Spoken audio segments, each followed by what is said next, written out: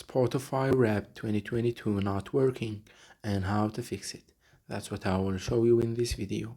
But before we begin, make sure to subscribe to the channel and ring the bell to get notified whenever a new video is uploaded.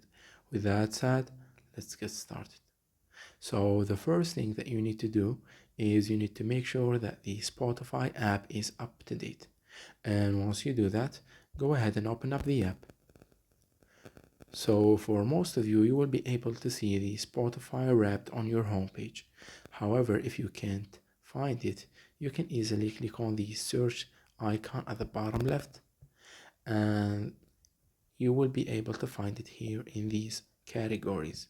You can also use the search bar at the top to search for it, where all of these options will lead you to the same place for you to use the Spotify Wrapped as you want. It's that easy and simple. So that was it for this video. That's how you can fix the Spotify Wrapped 2022 when they are not working or are not showing.